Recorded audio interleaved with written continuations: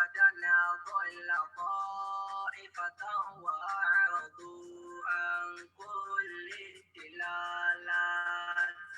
الله غالبنا الله مولانا مدبرا في الأرض والسماوات. له الخلائق إنسهم وجنهم هو الملك ورب البريات. الله غالبنا الله مولانا مدبرا في الأرض والسماوات. وسبحت حيتان البهور له وكل ما في الأرض من نباتات. الله خالقنا الله مولانا مدبرا في الأرض والسماوات. وسبحت لله كل طائرات تطير في جو السماء صافات. الله خالقنا الله مولانا مدبرا في الأرض والسماوات. له يسبح كل شيء في رعدي وكل صامتات من الجمادات. الله خالقنا الله مولانا مدبرا في الأرض والسماوات. هو الغفور لكل تائب راجع أتاه يعمل كل اليتيمات. الله خالقنا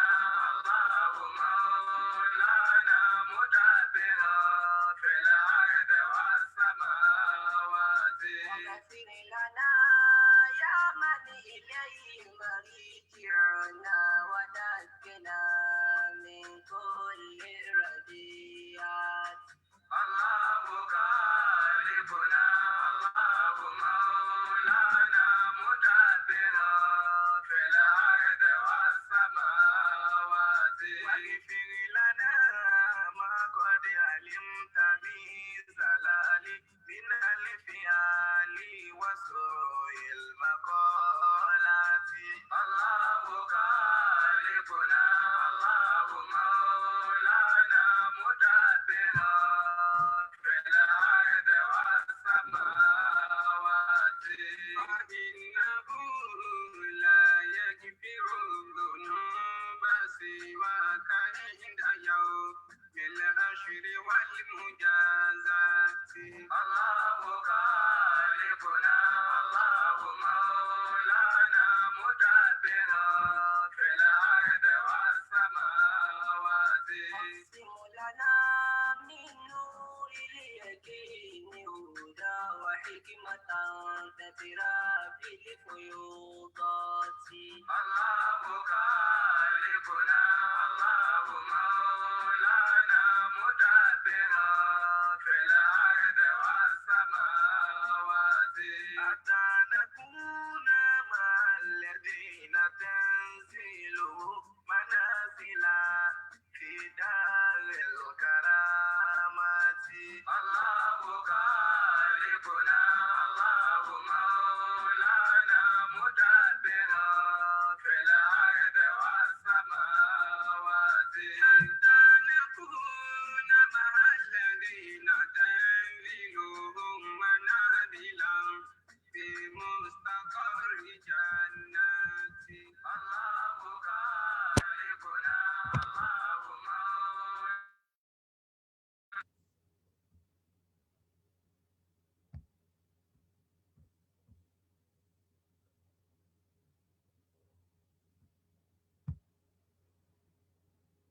أعوذ بالله من الشيطان الرجيم. بسم الله الرحمن الرحيم.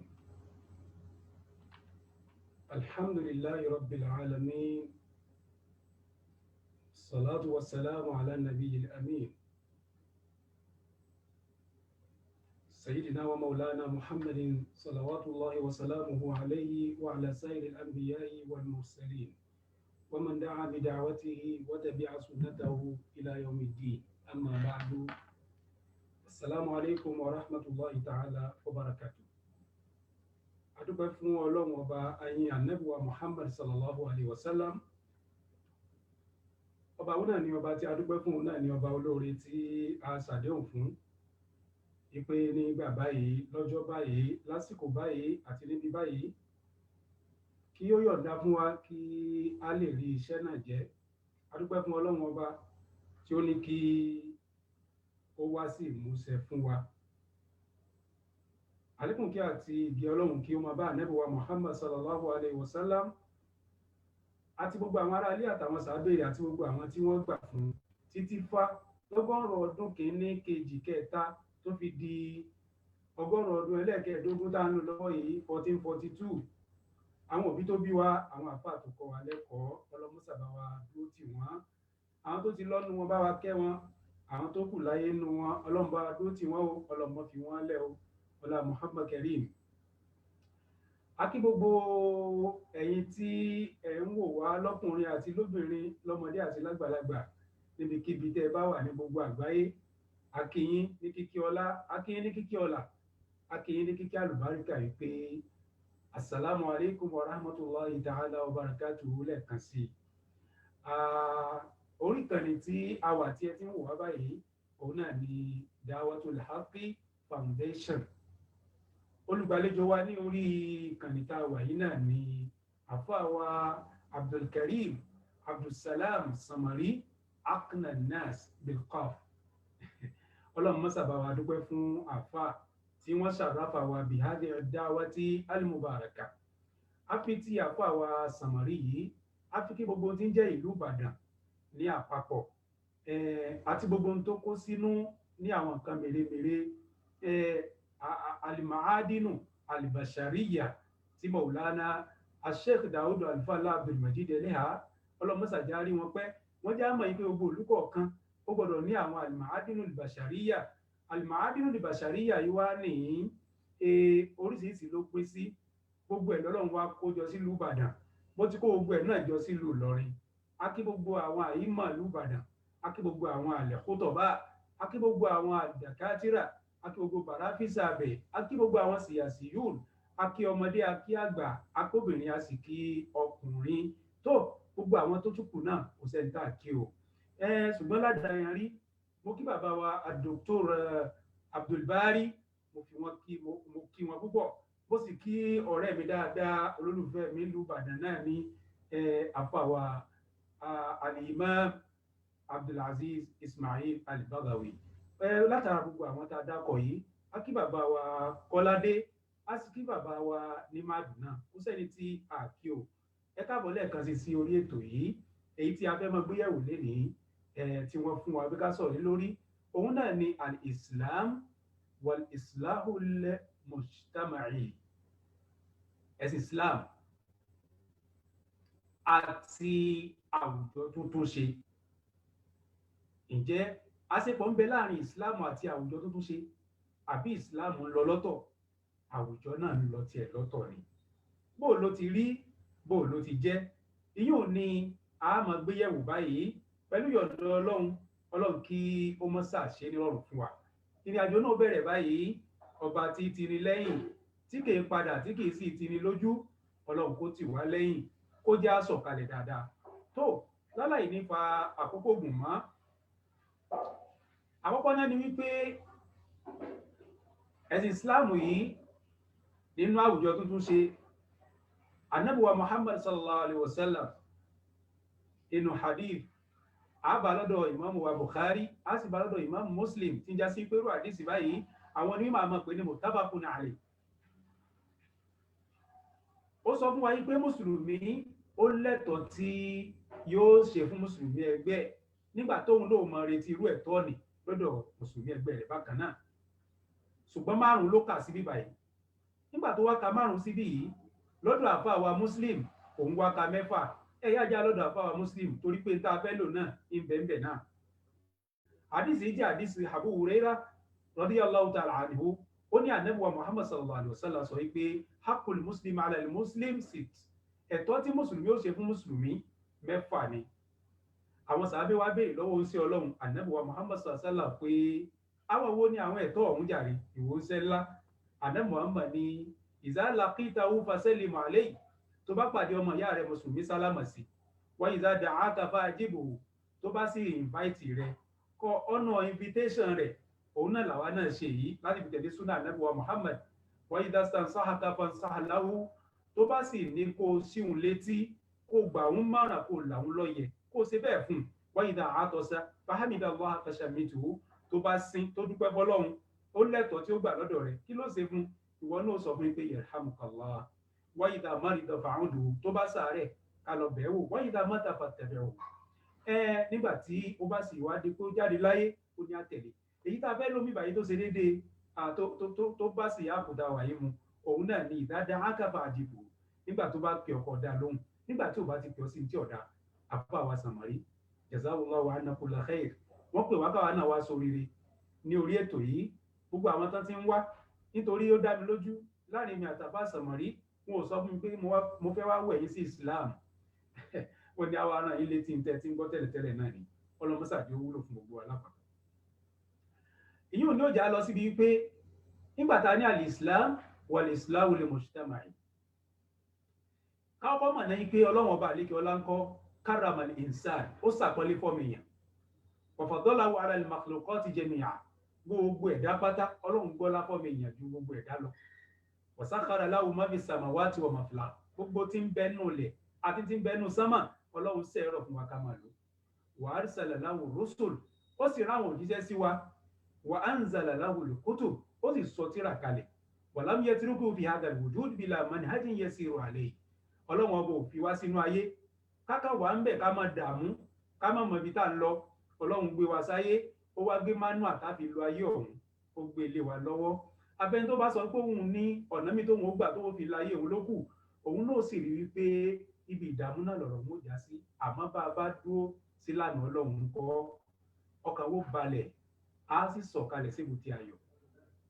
bal wadaha lahu al-manhaja wa amarahu an yasira alayhi, ọlọ́run tún ṣàlàyé ẹ̀ kò kàn fi lé wa lọ́wọ́ lásán, ó tún ṣàlàyé ẹ̀ fún wa. mubayyinan lahu anna al-hayata al-haqiqiyya hiya bi ittiba'i dhalika al-manhaj, ìgbésí ayé tó jọ́ rìjìnà òun náà ní ká tẹ̀lé mọ́ ní àdìtọ́lọ́run pé fún wa. wa anna al-i'rada anhu sababun lish-shaqa'i wal-bala' fi dunya wal-akhirah, kéèyàn bá lóhùn òsì tọ́lọ́hùn, tó bá lóhùn ló mọ́ ní àjọ ọlọ́hùn, tó bá lọ́nà tọ́lọ́hùn lálẹ́ òun ò ní rìn, òun ó lànà tòun fúnra ara òun ni, kò sí wàhálà. àmọ́ kó mọ̀ pé òun fọwọ́ ara òun, ó kọ lẹ́tà sí àṣàkà, ìtì ń jẹ́ ribú àti wàhálà, wal-bala' àtàdánwò fi dunya wal-akhirah, láyé àti lọ́run. ọlọ́mọdé á ṣe ribú, ọlọ́mọ sì já dánwò kàn wá láyé àti lálẹ́ kìyámà. ẹ gbọ́ bọ́ba mi ti wí ni, tó sì jọ pé òun náà lọ́ba tìyín náà inú Suratu Taha àyà 123 sí 126. a'udhu billahi minash shaitanir rajim. faman ittaba'a hudaya fala yadhillu wala yashqa, gbogbo ẹni bá tẹ̀lé mọ̀nì ní ọlọ́run ọba kò ní sọnù, kò sì ní ṣe rí ibú. wa man a'rada an dhikri, ẹni bá sọ pé mọ́ní àjù mẹ́tọ́ọ̀dù tèmi ọlọ́run gbé kalẹ̀ pé kẹ́ ẹ fi ṣayé, tó bá ní kò sí tóun fẹ́ fi ṣe, fa inna lahu ma'ishatan danka, ọlọ́run nígbésí ayé rẹ̀ ó le yóò nira. wa nahshuruhu yawmal qiyamati a'ma, tó bá di lọ́jọ́ gbé di àlìkìyàmà náà yóò tún dìde láfọ́jú. Allahu akbar. qala rabbi lima hashartani a'ma, ó ní wọ ọlọ́run èsè ìfọ́jú láyé, ó sì wá gbéhùn dìde lábọ́jú báyìí. ọlọ́run wa qad kuntu basira. qala kadhalika atatka ayatuna fanasita, ọlọ́run ní bẹ́ẹ̀ ni nígbà tí wọn náà wà láyé. bàbá Sheikh Adam rahimahullahu ta'ala, bàbá Sheikh Kamaluddin rahimahullah, bàbá Sheikh Yusuf Lagbaji rahimahullah, bàbá wa Sheikh Alim rahimahullah, bàbá wa Sheikh Abdul Majid Eleha rahimahullah, bàbá wa Sheikh Ahmad Al-Rifai, bàbá tí mo tarẹ̀ jáde rahimahullah, àti gbogbo àwọn àfájà kànjàǹkàn. ọlọ́wọ́n ni gbogbo wọn ni wọ́n jíṣẹ́ fún ọ, sí wọn jíṣẹ́ fún yín ni, bí wò tiẹ̀ bá wọn láyé ṣe kó wo késẹ́ẹ̀tì wọn, bọ́ọ̀ bá tiẹ̀ wo késẹ́ẹ̀tì wọn sọ̀ọ́ mọ kátìrà wọn ni. fánà sí ìta ọgbà wí gbogbo ẹ̀ ọ̀ lò. wakadhalika al-yawma tunsa, wakadhalika al-yawma tunsa, ọlọ́wọ́n níbẹ̀ nílé ní nígbà tá a gbáwọn èèyàn dìde tá à ń fún wọn lójú, ojú tiẹ̀ náà ibi tá a bọ́ tọ́jú ẹ̀ sí àní mú wá fún ọ náà nù mọ̀ sí ìgbésí ayé rẹ láfọ́jú bó ti lò lónìí nù ọlọ́run ní bó ti lò lónìí nù kò sí ní tá a sì sí jama tó ìgbà tọ́rọ̀ wá rí báyìí a rí wípé nílé ayé tá a wà yìí àwùjọ gbọdọ̀ látúnṣe kí láǹfààní tí ń bẹ ń bi ká táwùjọ ṣe àti kí làgbọ́yé ẹ̀ gan ló fi já sí pé ọ̀rọ̀ tá a fẹ́ bára wa sọ lénìí lẹ́nu wọn bá ṣẹ́jú tọ́lọ́run bá gbà wá láàyè tá a fi sọ ọ̀rọ̀ náà nǹkan bíi mẹ́rin márùn sí mẹ́fà òun náà la fẹ́ fẹnubá ní kéékèèké alákọ̀ọ́ ń bẹ̀ ni pé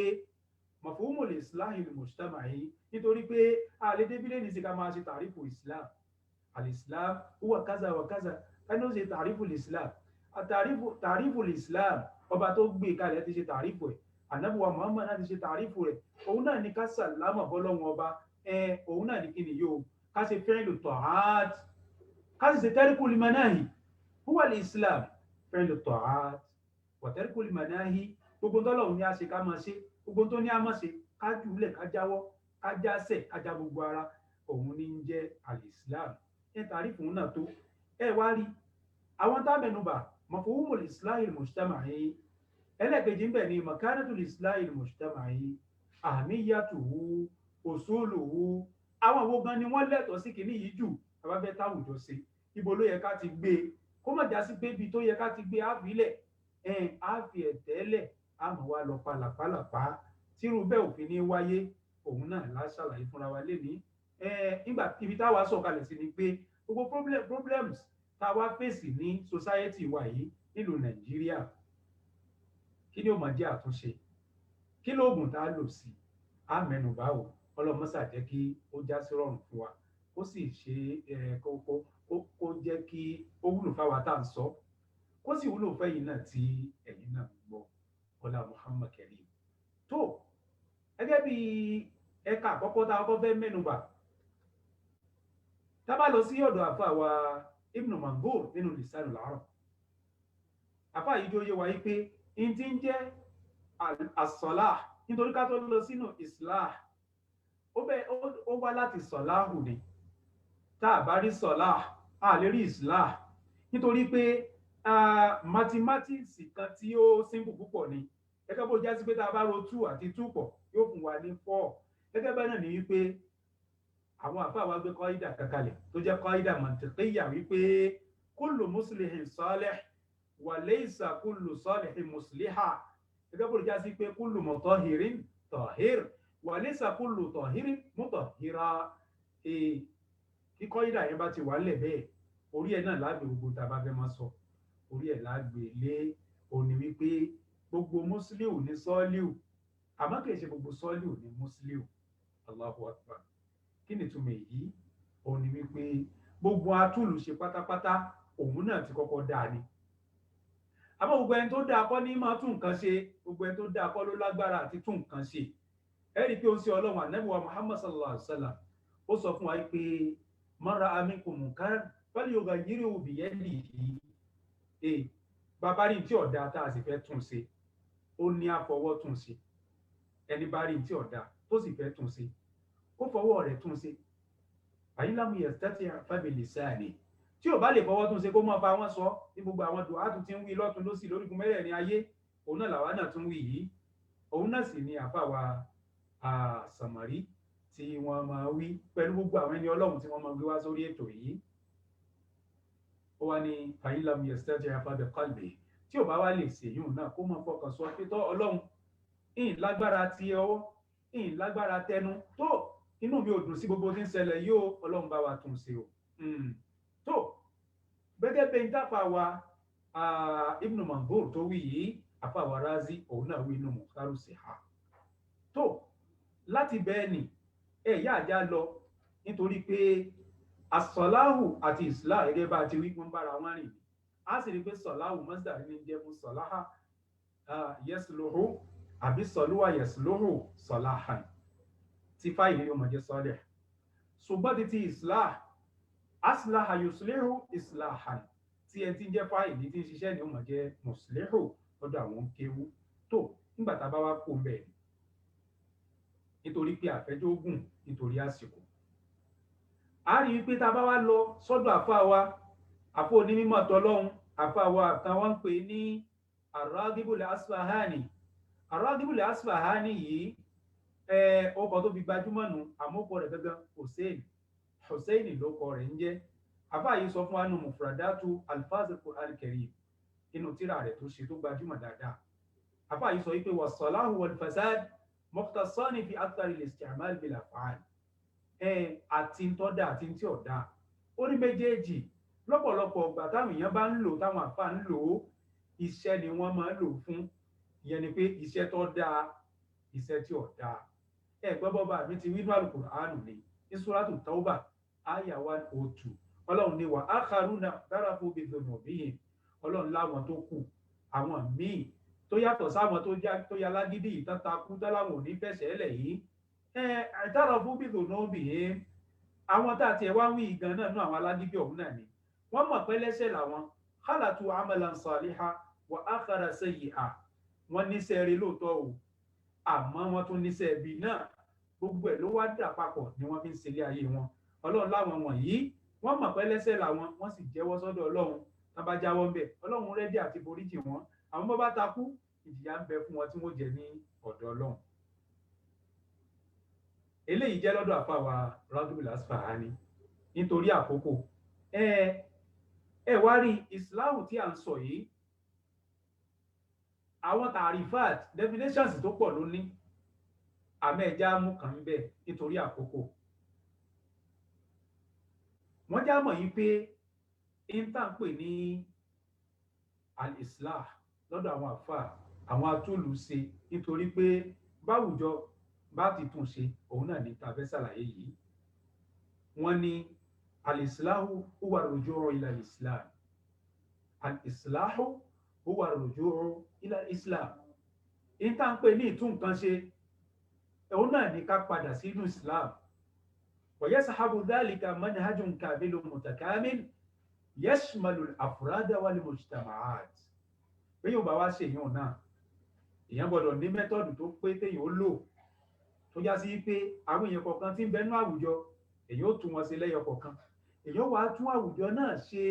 lódìdí náà. يصلح العقيدة والفكر والثقافة tí ń já sí wípé èyí tí ń bẹnú ọkàn yóò kọ́kọ́ tún ṣe náà ìtí ń bẹnú agbárí yóò tún ṣe yóò wá tún tú bíyàn bá fẹ́ sọ pé òun lajú bóò ni ò sí ní lajú bọ́ sódì tí ò sì ní lajú làkúlà èèbà ìtàpé ní ìsìláwì yìí òun ni ó tọ́ka bẹ́ẹ̀ fún wa. wọ́n yóò sì lè suluka wal ibada ìtàpé ní ìsìláwì yìí òun náà ni ó tún ìwà wa ṣe òun ni ó sì tún ẹ̀sìn wa ṣe. fahuwa islahun ijtima'iyyun wa iqtisadiyyun wa siyasi. òun náà ní pé bàbá táwùjọ ṣe inú táwùjọ fi jáwùjọ náà ní ìṣèlú á tún òṣèlú wa ṣe á sì tún kí nìyí ṣe o ètò òṣùná ọrọ̀ ajé wa tún náà ṣe wa huwa islahun da'wi tarbawi tanzimi shamil mutakamil. ẹ̀rí àwọn ọmọ wa tá à ń bíbò láti tọ́ wọn bó ti yẹ ká tọ́ wọn. dáwà náà tá à ń pèpè tá à ń pe àwọn èèyàn kí ẹ wá nù ìsìlámù ẹ wá wọ ẹ̀sìn ẹ wá wọ ẹ̀sìn bó ló ti yẹ ká pè wọ́n. ìsìláhù yìí náà ni ó darí wa wípé báyìí lèèyàn ti ṣe dáwà tí dáwà kì í fi bàjẹ́ tó já sí pé àyà wa tó lóun fẹ́ tójú ọmọ òun ṣe tí òfin ní tìkabọ̀ tójú ọ̀hún wà ra pòó bọ́mọ nìlérí. aláfẹ́ tó àwọn èèyàn ṣe pé kán ṣẹ̀sìn dáadáa a fẹ́ kó àwọn èèyàn wọnú ẹ̀sìn bó láti ní mọ̀ fi tírélà èrò wọn jáde kó nú ẹ̀sìn bọ́ta. èèyàn náà ni ká ṣàkíyèsí tó ìyún rí báwọn. ẹ wá rí al-islahu li mujtama'i òun fún ara rẹ̀ náà òun náà ní definition ní tó já ṣàlàyé yìí ní pé a fẹ́ dami síwájú ká lè bá tẹ̀lẹ̀ tútù torí pé al-islahu li mujtama'i tá à ń sọ yìí ó jẹ́ nǹkan tọ́lọ́run torí ẹ̀ gangan tó fi gbé gbogbo àwọn òjíṣẹ́ dìde ojúṣe gbogbo àwọn òjíṣẹ́ Ọlọ́run ni. wọ́n sọ fún wa pé àwọn al-anbiya 124,000 bọ́jú bẹ́ẹ̀ lọ Allahu a'lam. àwọn rusulullah wọ́n láwọn 313 bọ́jú bẹ́ẹ̀ lọ Allahu a'lam. nínú àwọn wọ̀nyí ọba àdíjọlá wa mẹ́ṣà àwọn 25 ńbẹ̀ nínú Al-Qur'an. àwọn náà àwọn 25 yìí náà Ọlọ́run tún wá yọ márùn kan típò tí wọ́n tún ga jù àwọn là ń pè ní ulul azmi minar rusuli. Inú àwọn márùn yìí Ọlọ́run tún wá fẹ́ nìkan sáadé gbogbo wọn òun là nẹ́bù wa Muhammad sallallahu alaihi wasallam. Kí ni ojúṣe gbogbo àwọn kí lọ́lọ́run torí ẹ̀dá wọn wá sáyé? Ṣé dọ́kàn wá kán máa wá pèpè kán máa wá sí wàhálà nìkan ni wọ́n wá tún ayé ṣe ni gbogbo àwọn òjíṣẹ́ Ọlọ́run yìí tó bá wá rí bẹ́ẹ̀. Ìta pé ní al-islahul mujtama'i aslun shar'iyyun min usulil islam. Inú tí islam torí ẹ̀ wáyé tá ń pè lẹ́sìn islam gangan ǹjẹ́ nígbà tá ní al-islam wal islahul mujtama'i wọn ò yà lọ́tọ̀ọ̀tọ̀ rárá wọ́n ń bára wọn ṣe ni ìkan ò ṣe é yà kó islam ò lè máa bẹ láì sí al-islahul mujtama'i al-islahul mujtama'i ò lè máa bẹ láláì rí islam. Méjèèjì ń kọ́ mutakamilan mutamasikan mutaawinan méjèèjì so mọ́ra wọn ni méjèèjì rara wọn lọ́wọ́ ni ìkan ò lè fìkan lẹ̀ o. Yaqumu ala qa'idatil amri bil ma'ruf wa nahyi anil munkar. Ká payini láṣẹ pé ẹ ṣe dáadáa ká pọ̀ fáwọn èèyàn pé ẹ mọ́ ṣàìdá mọ́. Wa yaqtadi dhalika an yakuna fil mujtama' unasun yaqumuna ala islahi umurihi fi shu'uni dunya wa din. Nítorí ẹ̀ la gbọ́dọ̀ rí àwọn atúnlùṣe gbọ́dọ̀ wà tó já sí pé wọ́n máa tún gbogbo tí bá ń bàjẹ́ nú àwùjọ tí wọ́n máa tún ṣe fi shu'uni dunya nípa ọ̀rọ̀ ayé wa din àtọ̀rọ̀ ẹ̀sìn. Allahu akbar. Yahibu takfulu qa'idatal amri bil ma'ruf wa nahyi anil munkar at-taqaddum ad-da'im. Eléyìí ló jẹ́ kí lọ síwájú máa bá wa nítorí jọ́tà bá ti ráwọn èèyàn sọ wípé ẹ máa ṣe dáadáa ẹ máa ṣàìdá ìjọ́ tí ò bá ti síyun mọ́ gbogbo àwa tá a wà nínú àwùjọ á máa lò sẹ̀mí ẹranko ni.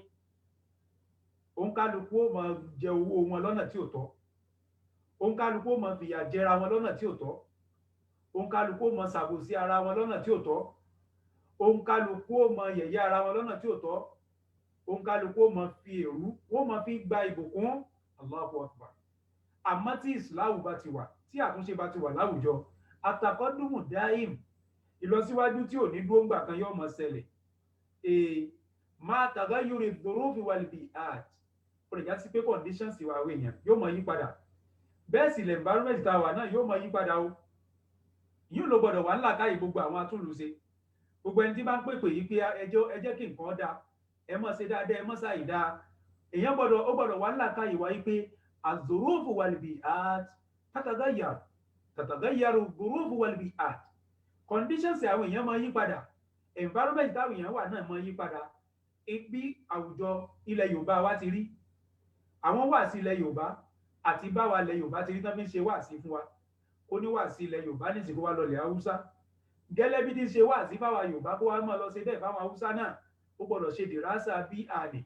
ó gbọ́dọ̀ ṣe dìrásà wá kí ẹ̀nì nígbà tó bá wá gbọ́ àwùjọ nìyé ìgbà yẹn ni ó tó tẹ̀sẹ̀ lágbára ipe kí ni yóò òun fẹ́ bẹ̀rẹ̀ sí pè wọ́n. Bẹ́ẹ̀ sì ni watajadul masali wal adat fayakunu al-qasdu min dhalik tahqiqul islahi dini wal khuluqi wal ijtimai. Bí yóò ṣe rí nù nípa definition ẹ̀ka kínní nìyẹn nínú àwọn ẹ̀ka tí a fẹ́ tọ́ka sí. Ẹ wá já lọ síbi ẹ̀ka ẹlẹ́ẹ̀kejì nísìn òun náà ni makanatul islah al-mujtama'i. Ipò wo gẹ́gẹ́ fúnra ara rẹ̀ lọ́wọ́n ba àlejò látò al-islahu al-mujtama'i sí. Ipò wo lànàbí wa Muhammad sallallahu alaihi wasallam tó al-islahu al-mujtama'i sí. Àkọ́ ni pé ẹjá mọ̀ pé al-islahu al-mujtama'i yìí ìyá tó lóyún ni. Ṣé ẹ sì mọ̀ pé bá boyún bá lóyún tí ẹ bá ṣe pé láyé òde òní tí irinṣẹ́ ti wà táàfin mọ̀ pé sọ́kùnrin ni àbóbìnrin ṣébèjì ni àbíbẹ̀ẹ̀ta àbíbẹ̀ẹ̀rin ṣe wá rí al-islahu al-mujtama'i yìí náà aboyún lòun náà ó bímọ tó pọ̀ ní tó kó sínú pọ̀ gan. Kí làwọn tí ń bẹnu al-islahu al-mujtama'i yìí? Òun náà ni al-islahu siyasi ká tún ètò ìṣèlú ká tún ṣe wal-iqtisadi ètò ìṣúná ká tún ṣe wa-ta'limi ètò ìkọ́nilẹ́kọ̀ọ́ gbogbo àwọn kọ̀ọ̀kan wọ̀nyí náà ní ìbàjẹ́ wà òun ni fàsádù wà. Tí ò bá sí fàsádù nù síyáásà ẹ̀mí gbogbo aráàlú ó balẹ̀. Sìyásà Nàìjíríà, òṣèlú Nàìjíríà náà la rí bó ti rí yìí, ọlọ́run náà láàmú ọbẹ̀ mọ́sàbá wa tún ṣe. Wàtàlímí, ẹwà àwọn ilé ẹ̀kọ́ níjọ́ tí ò sí ilé ẹ̀kọ́ tó ṣe rin gidi, níjọ́ tí wọn ò rí owó fi kọ́ ilé ẹ̀kọ́ tó ṣe rin gidi, ẹ wo bọ́n ṣe ń kó àwọn ọmọ akẹ́kọ̀ọ́ gidi jáde síta, ẹ wo àwọn èèyàn ṣe ń dàfà, ẹ wo àwọn èèyàn ṣe ń nímà, ẹ wo àwọn èèyàn bọ́dé ń tó àwùjọ ṣe, ẹ wá wojọ́ tá a rówó kọ́ ilé ẹ̀kọ́, ẹ wá rí àríyàn kọ́ mọ́, àrílékọ́ àríyàn kọ́, níjọ́ tá àrílékọ́ à ń kọ́yàn. Allahu Akbar. Wàsùlùkì, ẹwò wà náà bó ti bàjẹ́ nínú mùsùlùmí náà ni. Wàlìfíkìrí, ẹwò rí àwọn èèyàn bó ti dàrú. La ilaha illallah. Ẹ̀rẹ́ lómi ò gbọ́rọ̀ kalẹ̀ báyẹ̀ sì máa wò pé séèyàn náà lélẹ́yìí. Sínú agbárí rẹ̀ náà ní lọ̀rọ̀ burúkú yìí ti jáde. Bí ròrí èèyàn bá da yóò sọ tọ́ da. Àmọ́ bí rí èèyàn bá ti dàrú, ọ̀rọ̀ tí ó jáde lẹ́nu rẹ̀ náà ń kọ́ ọ̀rọ̀ eléri pípé kò ní jáde lẹ́nu ẹni tẹ́rì rẹ̀ ti dàrú. Haifu yahtamu al-islahu al-ijtima'i bi islah ahwali al-mujtama'i wa inhirafati an-nas. Ẹ wá rí al-islahu al-mujtama'i yìí, gbogbo tó bá bàjẹ́ lára ẹ̀wọ̀n èèyàn pátá ló fẹ́ tún ṣe tí ò ní kù kan. Àwọn ìbàjẹ́ ni o, àwọn ìwà, àwọn jẹ̀rímọ̀, àwọn crimes tí máa wáyé lóríṣiríṣi, al-islahu al-mujtama'i yóò mójútó. Yóò sì wá fún wa ní al-ilajul munasib. Al-ilajul munasib, òun náà ni rẹ́mẹ́dì tó fìtì àìsàn kọ̀ọ̀kan, oògùn tó fìtì àìsàn kọ̀ọ̀kan, al-islahu al-mujtama'i òun ni ó produce fún wa. Òun ló jẹ́ kí tọ́pìkì tó dáa púpọ̀ ni àwọn Da'watul Haqq, ọlọ́mọ sàbá wa san wọ́n lẹ́san rí, láti rí àbá wa sàmọ́rí àti gbogbo àwọn tí wọ́n mójútó ètò náà. Tó bá wá rí bẹ́ẹ̀, Ànábì wa Muhammad sallallahu alaihi wasallam ká lè bá mọ̀ yí pé ààyè tí al-islahu al-mujtama'i ààyè tó wà kò kéré o. Ṣé ẹ sì wá rí gẹ́gẹ́ bá a ṣe sọ pé gbogbo àwọn òjíṣẹ́ Ọlọ́run ojúṣe wọn náà ni al-islahu al-mujtama'i. Gbogbo àwa tá a wà láyé pátá kò yọ ẹnì kankan lẹ̀. Ẹni tí ò kéwú náà ó lè ṣe islah, ẹni tó kéwú náà lè ṣe, ẹni tó kàwé lè ṣe, ẹni tó kọ́ sí ọwọ́ lè ṣe. Gbogbo ìmọ̀ téèyàn bá mọ̀ bó ti kó mọ, ìwọ náà lè ṣe islah. Kí ni òjò rí bẹ́ẹ̀ ni wípé bẹ́ẹ̀ nìkan bá káwọ́rọ̀ tí sì ń wo àwọn kan pé ẹ mọ̀ bá jẹ́ nígbà ìgbà tẹ́ ẹ̀ bá kúkú ti débi tèmi wà, ibi tèmi ilẹ̀ mi tí mo rà kò ju plọ́ọ̀tì náà lọ, mo sì kọ́ lè mi, mo kọ́ mọ́sálásí mi síbẹ̀. Ẹni tí plọ́ọ̀tì rẹ̀ wá ti tèmi kò bá máa ba nǹkan jẹ́, kò bá máa ṣe tó bá wù, tó bá ti jẹ́ lórí ilẹ̀ rẹ̀ ní tí ò bá ti dé tèmi, kò séyìí tó kàn mí, ó kàn ọ́. Yóò jẹ́jẹ́ mojókòó mi náà, ìmọ̀ kan gbà tó bá délẹ̀. Ẹ̀gbọ́n bàbá mi ti wí ni, ó ní wattaqu fitnatan la tusibanna alladhina zalamu minkum khassa. Ọlọ́run ní abẹ́rù fìtínà tó já sí wípé ẹni tó jí nìkan kọ́ ni fìtínà náà ni ó kó parun bá, ẹni tó jókòó jẹ́jẹ́ rẹ̀ náà yóò fara gbà.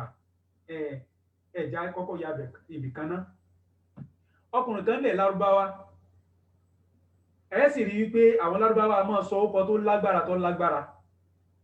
Nínú àwọn ókọ tó lágbára, wọ́n máa sọ̀rọ̀ àwọn ní Asad, wọ́n máa sọ̀rọ̀ àwọn ní Namir, wọ́n máa sọ̀rọ̀ àwọn ní nǹkankan. Àmẹ́ tó bá jẹ́ ẹrú wọn, wọ́n wá sọ ní ókọ tó dùn, ókọ tó àwọn beautiful names wọ́n máa fún àwọn ẹrú wọn. Ní kúkúrú ni pé ọkùnrin yìí ó gbọ́ pé obìnrin kan bẹ, orúkọ rẹ̀ á máa jẹ́ Fìtínà. Obìnrin yìí Fìtínà ni wọ́n sọ orúkọ rẹ̀, Fìtínà. Nígbà tí wọ́n pè ní Fìtínà yìí, ló bá gbé sí làákàyè rẹ̀ pé in tó jẹ́ kí wọ́n mọ̀ pé ní Fìtínà yìí ajá sí pé kò sóbìnrin tó rẹwà tó, kò sóbìnrin tó rẹwà jùlọ ní gbogbo àwùjọ wa lénìí nìyẹn. Ló bá kó gbogbo tó ní nínú dúkìá rẹ̀, ló bá láfi kóhun fẹ́ Fìtínà o, ló bá sì fẹ́ Fìtínà lóòótọ́. Àmọ́jọ́ tó pàdé rẹ̀, ìyàlẹ́nu ló jẹ́ pé orúkọ Fìtínà rò ó, nítorí pé ẹwà tí ń bẹ lára Fìtínà kò ṣe ẹwà tó gbogbo tó ti ná. Obìnrin yìí burẹ́wà ní kúkúrú, àmúrọ́jú ó gbé wọlé. Níjọ́ tó wá gbé wọlé báyìí, ṣe sì mọ̀ pé gẹ́gẹ́ bí ọkọ àtìyàwó wọ́n ṣàṣe ọ́nímù, bójóṣù kan, bójọ́sẹ̀ kan, bójọ́sẹ̀ méjì wọ́n ṣàfiṣe. Àmẹ́ ẹmọ́jẹ ń tàn yín, níjọ́ tí ó di alẹ́ ọjọ́ tí wọ́n ṣègbéyàwó náà báyìí, tí wọ́n sun oorun àkọ́kọ́, nígbà tí ó di fẹ̀rẹ̀ nídàájí ìjọ́ kejì, ní ọkọ fìtínà ló bá di ẹrù rẹ̀ ló bá lọ bá ìyá rẹ̀ pé ló bá sọ fún ìyá mi ẹ káàárọ̀ o òun ṣe ìrìn àjò lọ ọ̀sẹ̀ ẹ̀sẹ̀ ìyàwó ni òsìsẹ́ ọ́dìmù pẹ̀lú ìyàwó rẹ̀ ná ibo lọ wá ń lọ oníbẹ̀ ni òun lọ ní òdì kejì ìyá wa sọ pé fìtínà ń kọ́ tí ń ṣe ìyàwó rẹ̀ ó ní fìtínà ń sùn lọ́wọ́ o ìyá ní ọ̀wá ní dágbére fún ni ó ní àlìfìtínà tún náà ìmọ̀ tó ń làánà lọ́hù man àìkọ́sà fìtínà ń sùn lọ́wọ́ o gbogbo ẹni bá sì jí fìtínà tó bá fi lè jí fìtínà ibi dandan ọlọ́run kọ́ máa bá ẹ̀dàkùn tani ò gbọ́ èpè yìí tí ó wàá jí fìtínà Ànábì wa Muhammad sallallahu alaihi wasallam ó sọ fún anú àdísì An-Nu'man ibn Bashir radiyallahu ta'ala anhuma ó sọ pé mathalul qa'im ala hududillah àpèjúwe ẹni tí ó dúró lórí ìlànà ọlọ́run ọba tí ń tún gbogbo nǹkan ṣe wal waqi'i fiha àtẹ̀tí ń ba nǹkan jẹ́ kamathali qawmin ó dàbí àpèjúwe àwọn ìjọ kan istahamu ala safina tí wọ́n jọ dáwó jọ tí wọ́n gba ọkọ̀ ojú omi fasaba ba'dhum alaha àwọn kan ọlọ́run ní kí àwọn bọ́ sí ọwọ́ òkè ọkọ̀ ojú omi ibẹ̀ làwọn bọ́ sí wàbádùn asfalaha àwọn kan wá ń bẹ lọ́wọ́ ìsàlẹ̀ fàkánà lẹ́sìnà fi asfaliha àwọn tí wọ́n ń bẹ ní ìsàlẹ̀ nì ìdásítàkáwó mínàlìmá tí wọ́n bá fẹ́ mú mi márùn alámọ̀fọ̀kọ́hùn ọ̀dọ̀ àwọn tí ń bẹ lókè ni wọ́n gbà kọjá kí wọ́n tó rómi mu fàkálù náà bá sọ wípé law anna farakna fi nasibina kharqan tàbá dábì kan lu níbi ọ̀dọ̀ wa yìí ń kọ́ wà lámúnóòsì mọ̀ nǹkan ọ̀kọ́ náà níwùlẹ̀ da àwọn tí ń bẹ lókè yà ní dà wọ́n láàmú mọ́ ẹjẹ́ dábì kan lu lára ọkọ̀ ojú omi yìí ọkọ̀ ojú omi sì ti wà lójú agbárí wọ́n fẹ́ mú mi ọ̀dọ̀ àwọn tí ń bẹ lókè náà ti ń gbà á wọ́n wá ní ẹmọ́ ìwùlẹ̀ já dà àwọn tí ń bẹ lókè láàmú mọ́ ẹjẹ́ wa náà dábì kan lu sálẹ̀ yín àyín òye káwọn lè máa mú mi wá ń rọrùn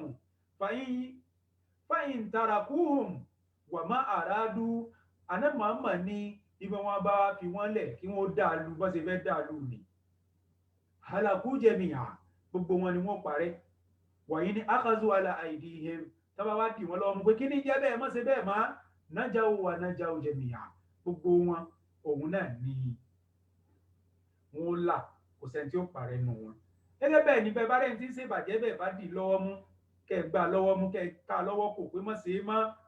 níbi tí náà rẹ̀ bá dé òun tó ṣèbàjẹ́ yìí ìyá rẹ̀ yọ jẹ́ àwa tá ń wòran náà tá mẹ́nu lọ́wọ́ tá sọ̀rọ̀ àwa náà fara gbá ń bẹ̀ ọlọ́run má jẹ́ fìtínà kọlù wa o jàmá nítorí àsìkò a lọ síbi ẹ̀ka ẹlẹ́kẹ̀ẹ́ta òun náà ni ahamiyatul islah al-ijtimai bó ló ti wá pàtàkì tó ní kúkúrú ni pé pàtàkì tí ń bẹ fún al-islahu al-mujtama'i ẹjá fi sí inú àwọn nǹkan tí a fẹ́ kà yìí tí ń já sí wípé àwọn nǹkan tí ó kó sínú yìí kò ju bí mẹ́ta náà lọ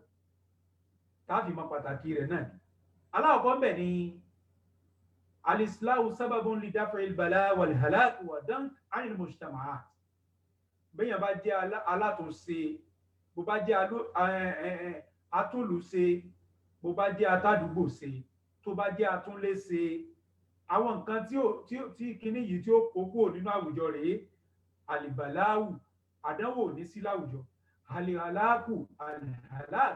kò ní sí parẹ́ burúkú omi burúkú kò ní wọ́lú atẹ́gùn burúkú ò ní jà ìjìkíjì kan ò ní jà náà lú bẹ́ẹ̀ bá ti ń tún ṣe wàdán ánìlú mùsùlùmáà bẹ́ẹ̀ wá ní ìsẹ̀mí tó le náà ní sí àmọ́ bá àbá ti tún ṣe tá a sáwọn òràn pé bí ti ń bàjẹ́ ní kó má bàjẹ́ lọ gbogbo tójú wá ń rí náà òun náà ni ó mọ̀ rí o ọlọ́mọ́sàbá wa máa tún ṣe ẹ gbọ́ bọ́lá ọba ti wínú Al-Qur'anu ní suratu Hud aya 117 ọlọ́run ní wa ma kana rabbuka liyuhlikal qura bizulmin ọlọ́run ní òun ò ní pa ìlú kan rẹ́ ipò wọn wà ṣàbòsí fún wọn òun wà bizulmi nítorí àbòsí tí àwọn aráàlú ní í ṣe kóhun wá torí ẹ̀ wá pa wọ́n rẹ́ wa ahluha muslihun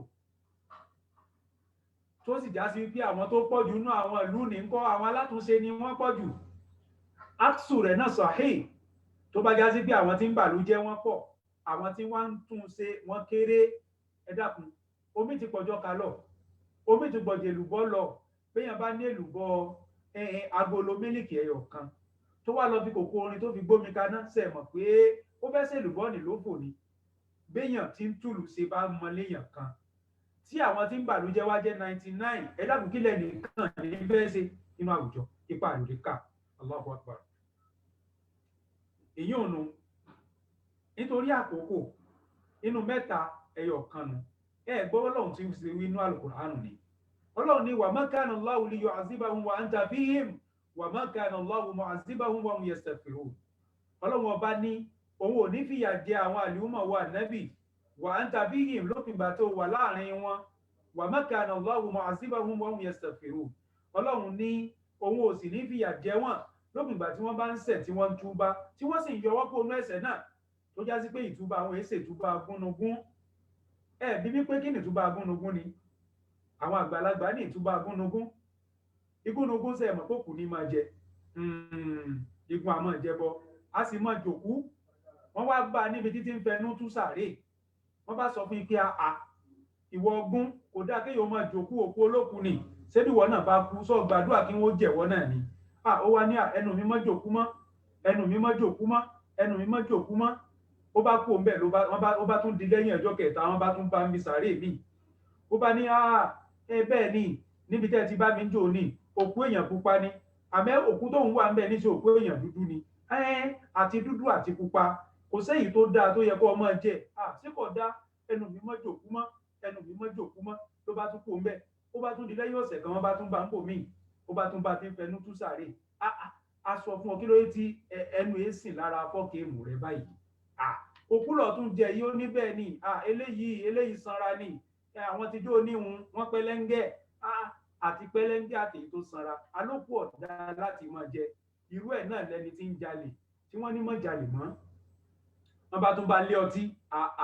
ìwọ ọ̀rẹ́ wa nígbà tá a lọ olè dáńjó ní ilé ọtí la tún bá ọ yìí kódà náà bá tún ká mọ́bòmí ti tún ṣe zìnà tí bá ti ń kú omi kan nítorí ń bọ́ bòmí irú ẹni ń bọ́ ìtúbà agúnnugún òun nù ún ní Allahu Akbar. Wàá rí Ọlọ́run ọba àlejò lábó ti wí in tí ó yẹ kí ó kọ́kọ́ dá wa lójú ṣe rí pọ́blẹ́mù kọ́ lẹ́ṣẹ̀ Ọlọ́run dá wa sílé ayé ó sì mọ̀ pé àwọn ẹ̀ṣẹ̀ pẹ́pẹ̀pẹ́ kan wà èèyàn fẹ́ èèyàn kọ́ o àwọn ẹ̀ṣẹ̀ pẹ́pẹ̀pẹ́ kan mọ̀ wáyé kéèyàn dà níyàn sí ní ọ̀dá bọ́ bá tún wá ṣẹ̀ tán kó tún takú síbẹ̀ òun ní ọ̀dá Ọlọ́run ọba bó ti wí ni nínú Suratu Ali Imran aya 135 Ọlọ́run ní wallazina idha fa'alu fahishatan aw zalamu anfusahum Ọlọ́run láwọn kan wà tó já sí pé tán bá ṣèbàjẹ́ àbí tán bá ṣàbòsí fúnra wọn zakarullah wọ́n rántí Ọlọ́run fastaghfaru li dhunubihim wọ́n tọrọ àforíjì pé Ọlọ́run wọ́n tọrọ àforíjì pé Ọlọ́run dáríjì wá wa man yaghfiru dhunuba illa Allah ta ní forí ẹ̀ṣẹ̀ jì ni ta tún ló lágbára àti forí ẹ̀ṣẹ̀ jìyàn Ọlọ́run náà ni walam yusirru ala ma fa'alu wa hum ya'lamun ṣe wá rí ibi pọ́ìntì tó wá lágbára gan ni walam yusirru ala ma fa'alu wa hum ya'lamun wọn wá ní takú sérí ìbàjẹ́ tí wọ́n ń ṣe ni wa hum ya'lamun tó sì mọ̀ pé ọ̀dá ẹ dákun ẹwà àwọn èèyàn pé wọ́n ti ń ṣe ìbàjẹ́ tó sì mọ̀ pé ọ̀dá ẹwà àwùjọ àwọn obìnrin bó ti rí lọ ẹwà àwùjọ àwọn ọkùnrin náà bó ti rí ẹwà àwùjọ àwọn àfáà bó ti rí ẹwà àárín lọ́kọláya bó ti rí ẹwà àárín àgbà àtọmọṣẹ́ bó ti rí ẹwà àárín mọ́gàjí àti gbogbo àwọn fámílì ẹwọ bó ti rí la ilaha illallah muhammadun rasulullah sallallahu alayhi wa sallam. Bí a bá ti ń jẹ́ alátúnṣe gbogbo tí ń jádàwò yóò jìnà sínú ìlú ni o. Ẹlẹ́ẹ̀kejì nínú pàtàkì al-islahul mujtama'i òun náà ní pé sábàbùn li'awnillahi ta'ala lil 'abd bí ẹ̀ bá já látúnṣe Ọlọ́run ó mọ̀ kún wọ́n bá gbẹ́ kòtò aburú síwájú ẹ̀ yóò fò kòtò náà kọjá kò tiẹ̀ ní mọ̀ wọ́n wá bí pé kòtò kan bẹ́ẹ̀ mi tẹ̀ gbà kọjá ni yóò ní ṣe lóòótọ́ wọ́n wá jọ padà àwọn tó sọ fún ni nígbà tán bá padà débẹ̀ yóò rí pé kòtò ńlá ni lóòótọ́ àmọ́ bò ló ti kọjá lórí kòtò náà kò ní mà Allahu akbar Allahu akbar Allahu akbar bọ́lọ̀ ti ṣe báwọn ẹni rẹ̀ nù. Ránàbí wa Shu'aib alayhi salatu wassalam ní suratu Hud aya 88 anábì wa Shu'aib ní wa ma uridu an ukhalifakum ila ma anhakum an gbogbo tí ẹ̀ ń ṣe yìí kéèsè bí tẹ̀kàn jáwọ́ ń bẹ̀ nìkan òun ni gbogbo tí ń wí yìí kì í ṣe pé ń takò yín lérí gbogbo tí ń kọ̀ fún yín pé kẹ́ ẹ má ṣe mọ́ yìí nìkan in uridu illa lislaha mastata wàhálà mi àkólé kan mi fìtínà tí mo kó léra tí mo kó láyà àtúnṣe mo fẹ́ ṣe mo fẹ́ fọ̀ yín mọ́ mo fẹ́ fọ̀ lú mọ́ ni ẹ̀wá rèé tó wá lágbára jù tó yẹ kí gbogbo ẹni tó bá fẹ́ tùlù sí náà tó gbọdọ̀ gbé sọ́kàn kó o mọ̀ yí pé iṣẹ́ tó fẹ́ ṣe nìyẹn ti ṣe ara rẹ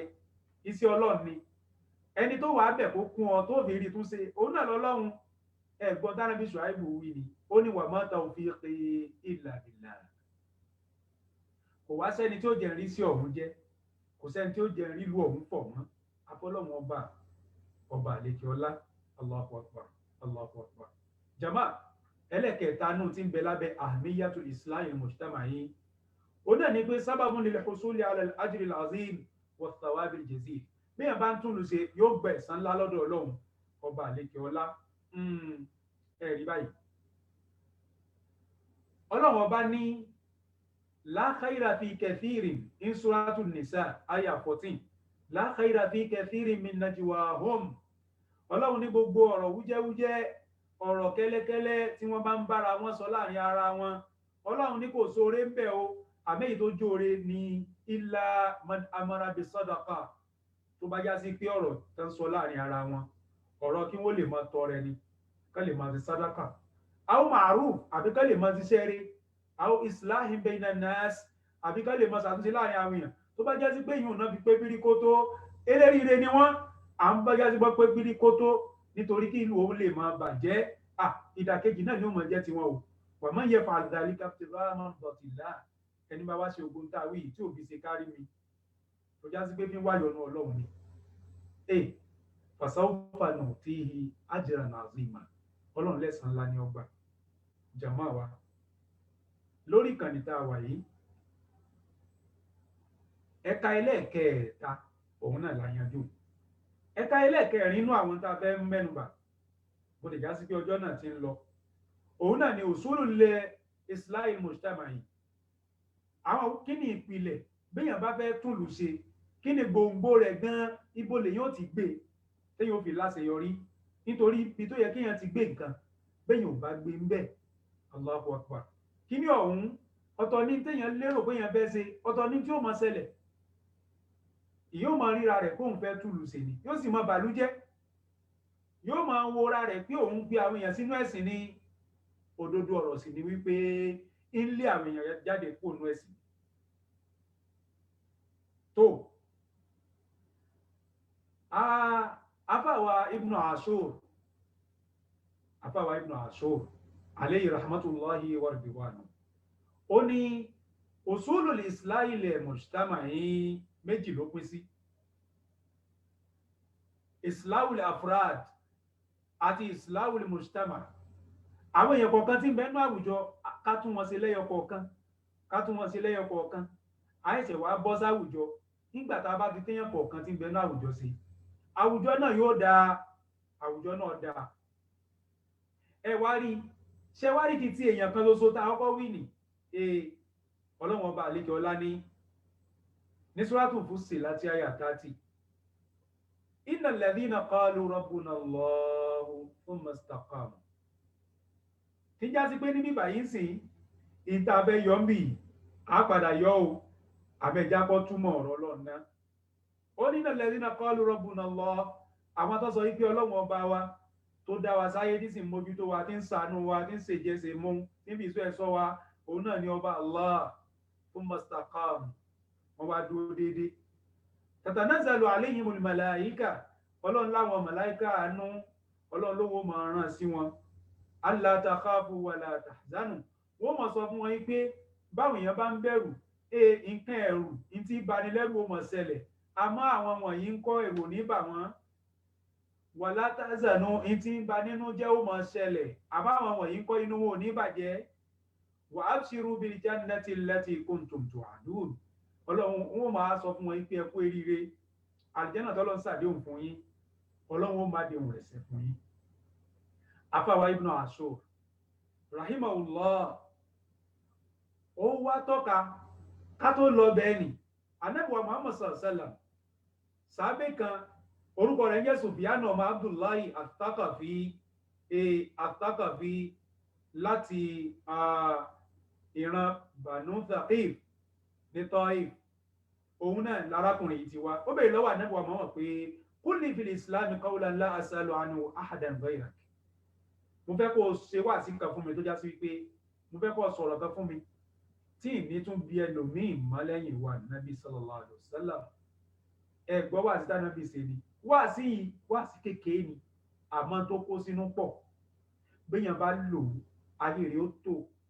béèyàn bá lò ó ọrùn rẹ̀ náà ó sunwọ̀n. Ẹ̀gbọ́n tánàbí Muhammad fi dá lóhùn sallallahu alaihi wasallam. Ó ní qul amantu billahi thumma istaqim. Sọ pé mo nígbàgbọ́ sọ́lọ́hun thumma istaqim wá dúró déédéé. Ẹ rí pé àdìsí yìí ń gbọ́ ó tú àyà ni. Afáwa Ibn Ashur ní Ànábì Muhammad sallallahu alaihi wasallam jama fi qawlihi amantu billahi. Níbẹ̀ ni Ànábì Muhammad sallallahu alaihi wasallam in tó dìjọ síbẹ̀ ni salahul i'tiqad. Amantu billahi ni ó kọ́ fẹ́ tún ìmánì ṣe náà. Wa fi qawli istaqim nínú gbólóhùn rẹ̀ tó wá sọ pé istaqim yẹn in tó kójọ síbẹ̀ náà ni salahul amal. Ẹ̀rí ǹjẹ́ in téèyàn fi jẹ́ odidi atúnlùṣe, téèyàn fi jẹ́ odidi èèyàn rí, òun náà ni salahul i'tiqad wa salahul amal. Ìkan ò gbọdọ̀ wá dí. Bí salahul i'tiqad bá wà, bí ò bá salahul amal, èèyàn ò pé léèyàn, èèyàn ò pé lẹ́rú Ọlọ́run gidi. Bí salahul amal bá wà tí ò bá salahul i'tiqad, bákan náà ni kò tíì pé àfi kí méjèèjì ó pé náà ni. Jama, eléyìí ló jà lọ sí ibi àdìsí àná Muhammad sallallahu alaihi wasallam tó jẹ́ àdìsí Abu Hurairah. A sì bá lọ́dọ̀ nínú àwọn kútùbù síhá. Ó sì Ọlọ́run sallallahu alaihi wasallam sọ wípé atadruna manil muflis. Ìjẹ́ ẹmẹ́ni tí ó jẹ́ tálíkà, ìjẹ́ ẹmọlòsì èèyàn paríparí tálákùta. Qalu al-muflisu fina man la dirhama lahu wala mata'. Ẹni tí ò lówó tí ò ní dúkìá, òun ló lò sí, òun ni tálákùta. Faqal Ànábì Muhammad sallallahu alaihi wasallam sọ wípé innal muflisa min ummati ya'ti yawm al-qiyamah.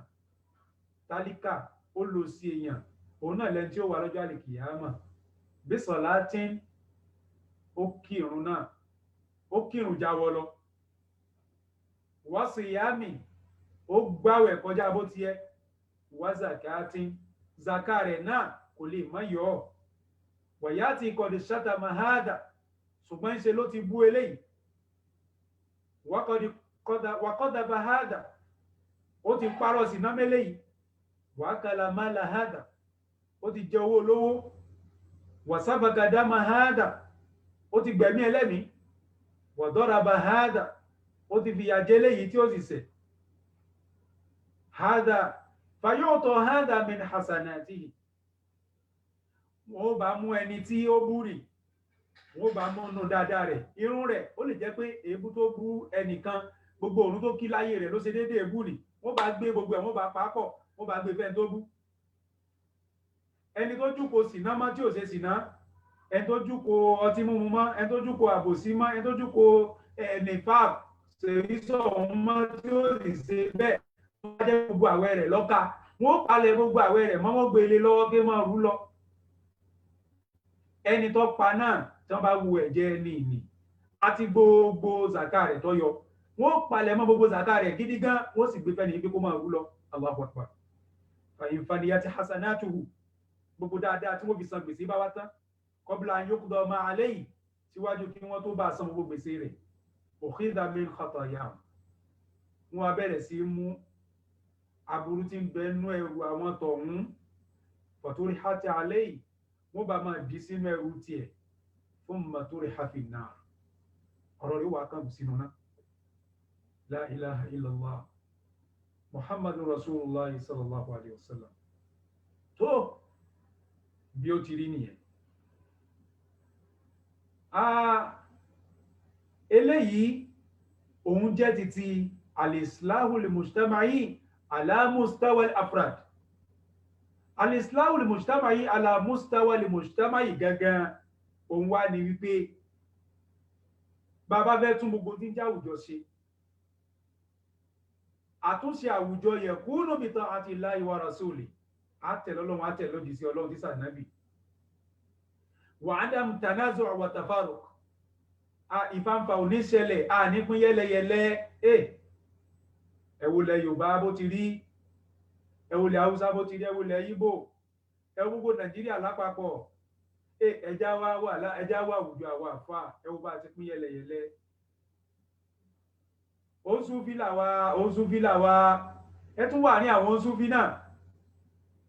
àwa ń tiwa Tìjàníyùn, àwa ń tiwa Kàdìríyùn, àwa wọ̀nyí ń kọ́ Ikhlásíyùn, àwọn yìí ń kọ́ Nàsìríyùn, àwa yìí ń kọ́ Ṣàdàlíyùn. Àwa náà tún pín yẹ́lẹyẹ̀lẹ láàrin Oṣùfí. Ẹ tí wọ́n wà ní òní àwọn alùsùnnà náà, àsàlàfíyà, àlìzálà, ìkankan lóríṣiríṣi, òun náà tún lọ bẹ́ẹ̀. Tó bá ti wá rí báwọn, in tí mọ́ kàgùn sí náà ni alfashalu dhari'a, ìjákulẹ̀ tí ò lẹ́gbẹ́, tí ò látúnṣe, onímọ̀ kàgùn sí. Watafu alladhi la taqumu lil ummati bihi qa'ima, àti ọ̀lẹ tó já sí wípé èèyàn tún nílé dìde, ìjọ ò nílé dìde lẹ́yìn rẹ̀ mọ́. Ẹ wá wá mùsùlùmí lónìí bá ti pọ̀ tó, ẹ wá wò bẹ́ẹ̀ náà làwa lẹ tó. Níjọ́ tó ka mùsùlùmí mọ níwọ̀n, agbára ń bẹ al-quwwatul madiyya wal ma'nawiyya. Àmọ́ lẹ́ni ńkọ́ kúwà méjèèjì ní both sides òun náà láti lẹ. Ní madiyan alẹ́, ma'nawiyan àtúnlẹ̀ bákan náà. Ẹ wá wò níjọ́ wọn àná, mùsùlùmí ni gèfèrí máa san jízíà fún. Lónìí ńkọ́ mùsùlùmí ń san ni, báwọn tọ̀hún ti ń san wà ń sọ́gìrú náà, àwa náà wá san fún wọn lẹ́nìí, wà náà sọ́gìrú. A'udhu billahi minash shaitanir rajim. Ọba alékè ọlá ni wa ati'ullaha wa rasulahu, Suratul Anfal 46. Wa ati'ullaha wa rasulahu, ẹ tẹ̀ l'Ọlọ́run, ẹ tẹ̀ l'ójíṣẹ́, wala tanaza'u, ẹ má ṣe fàǹfà, ẹ má bára yín dìmú, ẹ má bára yín fa wàhálà. Fatafshalu, ìjákulẹ̀ ni ó bá yín. Wa tadhhaba rihukum, ní lágbára máa. Wasbiru, ẹ ṣe sùúrù. Inna Allaha ma'as sabirin. Ọba àlékè ọlá ń kọ́, ẹ̀yin onísùúrù lọ́lọ́run ọba wà, Ọlọ́run ọba máa tó tó sùúrù. Rí báyìí, àyà mi náà tún wà, àmọ́ torí àkókò ọjọ́ tí ń lọ. Òun náà ni wípé a wà lọ síbi ẹ̀ka ẹlẹ́ẹ̀kẹkarùn-ún nísìn. Òun náà ni àwọn wo ni wọ́n lẹ́tọ̀ọ́ sí tá bá fẹ́ táwùjọ ṣe, ibo ló yẹ ká ti gbé. Ní kúkúrú, àwọn tí ó lẹ́tọ̀ọ́ sí jù tó já sí pé bẹ́ẹ̀ láti gbé, látara bẹ̀ ni ó ti wá fọ́n kálù tí lú ó fi fàyàbalẹ̀, tálàáfíà ó sì jọba. Àwọn mẹ́ta òun náà la mú bíbà yìí, ṣùgbọ́n ó lè pọ̀ jù bẹ́ẹ̀ lọ. Àmọ́ ẹja bẹ́ẹ̀ látara àwọn mẹ́ta wọn. Ká bẹ́ẹ̀ látara àwọn mẹ́ta wọn, èyí tó kù náà yóò já sí rọrùn. Tálà kọ́kọ́, àlìyàtá mọ́ àwọn ọmọ òrukàn. Àwọn tí ò níyá tí ò ní bàbá, Ìsìláàmù ó mọ pàtàkì wọn púpọ̀, nítorí wọn ò lẹ́nìkan tí ó dìfẹ́ǹdì wọn bí wàhálà bá ṣẹlẹ̀. Wọn ò lẹ́nìkan tí ó mọ gbà wọ́n mọ̀ràn, wọn ò lẹ́nìkan tí ó mọ dáàbò bò wọ́n. Bójò bá ń rọ̀, wọn ò ríbi sá sí. Bórùn bá mú, wọn ò ríbi sá sí. Bí ebi bá ń pa wọn, wọn ò rẹ́ni fún wọn lóúnjẹ. Bá a bá bẹ̀rẹ̀ láti bẹ̀rù náà, irú àwọn wọ̀nyí tí wọ́n bá bẹ̀rẹ̀ sí tábà fìtínà, tí wọ́n rí dààmú kékeré, tí wọ́n bá dàgbà, wọ́n dájú púpọ̀ tí ìbá ṣe tọ́lọ́hun kọ́ mọ̀ sí. Irú wọn lè bọ́ sọ́wọ́ àwọn adigunjalè, irú wọn lè bọ́ sọ́wọ́ àwọn ọmọ dàlúrú, irú wọn lè bọ́ sọ́wọ́ àwọn tí ń mu gbó, irú wọn lè bọ́ sọ́wọ́ àwọn tí ń mu cocaine, irú wọn lè bọ́ sóríṣiríṣi. Ìlú ò ní fàyàbalẹ̀. Ká mójútó àwọn ọmọ òrukàn tí ń bẹ láwùjọ al-islahul mujtama yìí, àwọn tó kọ́kọ́ lẹ́tọ̀ọ́ sí jù ó lọ́mọ òrukàn. Ọlọ́run bá pa ànábì sákèsí, àkèsí Ọlọ́run bá sì pa ànábì sí, gbogbo wa náà ló bá wí o. Ọlọ́run sọ bá ànábì nínú Suratu Duha, àyà ẹlẹ́ẹ̀kẹsàn-án. Ọlọ́run nípa àmọ̀lẹ̀ tí ma fàlà tẹ́ka. Gbogbo ọmọ òrukàn ńkọ́, ó gbọ́dọ̀ jẹ wọ́n pàṣẹ tí pa wọn ọ̀bá ká o. Ó gbọ́dọ̀ mú wọn mùkúmù, ó gbọ́dọ̀ fọwọ́ tó lè mú wọn. Ọlọ́run tó sọ ní Suratul Maun, àrẹ́ìtà, àyà kìíní sí kejì. Ọlọ́run ni àrẹ́ìtà alladhi yukadhibu bid-din, fadhalika alladhi yad'u al-yatim. Àwọn tí fara ní ọmọ òrukàn, ọlọ́run ní àwọn wọ̀nyí wò ní rójú rí òun ọlọ́run láyé àtọ̀run. ọlọ́run ọba tún pàkíyèsí wa ó ní innal ladhina ya'kuluna amwalal yatama zulma, àwọn tí ń jẹ owó ọmọ òrukàn tábòsí, innama ya'kuluna fi butunihim nara, innama ya'kuluna fi butunihim nara, ọlọ́run ní náà ni wọ́n jẹ́ o, wa sayaslawna sa'ira, kí wọ́n wá lè mọ̀ bódodo ọ̀rọ̀ ni bó dálì kìámọ̀ náà inú náà ni wọ́n kú sí, inú náà ni wọ́n fàbọ̀ sí o. Jama, ta tún ló lẹ́tọ̀ọ́ sí bàbá mẹ́ta òjò sí islahul usra, islahul usra, ká reform family ẹbí ó ṣe pàtàkì ó ṣe pàtàkì ó. ọlọ́run ọba àlékè ọlá sọ fún wa inú Al-Qur'anu nítorí pé nítorí ká lè bá àmọ́ pàtàkì bí ẹbí ṣe pàtàkì tó, òun náà ni Islam fi ṣe wá lójú kòrò pé ẹ mójútó àwọn obìnrin, ẹ ṣàpọ́nlé àwọn obìnrin, ẹ sì dáadáa sáwọn obìnrin, ẹ fẹ́ wọn dáadáa. Gbogbo ẹni bá fẹ́ ìyàwó rẹ̀ dáadáa, ọlọ́run ó jogún ọmọ tó dáa fún. Béèyàn bá ti wá bímọ tó dáa, ọmọ yóò tún ẹbí ṣe, ọmọ yóò tún àwùjọ yóò tún ṣe. ọlọ́run sọ fún wa nínú Suratu Nisa ayé 35, ó ní wa in khiftum shiqaqa baynihima, tẹ́ ẹ̀ bá fẹ́ kí wọ́n túká, fab'athu hakaman min ahlihi wa hakaman min ahliha, ẹ torí rẹ̀ bá pé nílé ọkọ, ẹ torí ẹ̀ bá pé nílé aya náà, ẹ mú wọn lọ́tún lósì in yurida islaha. Tí àwọn méjèèjì yìí tí wọ́n bá láníyàn yìí pé àwọn fẹ́ kàtúnṣe ó wáyé láàrin lọ́kọláya, yuwaffiqillahu baynahuma, ọlọ́run ọbó sì ṣàsopọ̀ padà láàrin wọn, wọn ò ní pín yẹlẹyẹlẹ, wọn ò ní lọ lọ́tọ̀ọ̀tọ̀. Inna Allaha kana aliman khabira, onímọ̀ ọba tí fún ní ìrùlọ́lọ́. Jama, tọ́pìkì tó tóbi púpọ̀ ni, tọ́pìkì yìí sì fẹ̀ púpọ̀, tí ń já sí pé àsìkò lè gbà wá nítorí pé àfẹ́ dá yín lágara gbogbo èèyàn lólùfẹ́ ọlọ́run àtànábì wa Muhammad sallallahu alaihi wasallam, tí ẹ ń fi ìfẹ́ tí ẹ fi ń tẹ̀lé ètò yìí, tẹ́ wà pẹ̀lú wa live and direct ní orí ìkànnì tá a wà yìí, Dawatul Haq. Nípa ọ̀rọ̀ títí ká tún fámílì ṣe, àwọn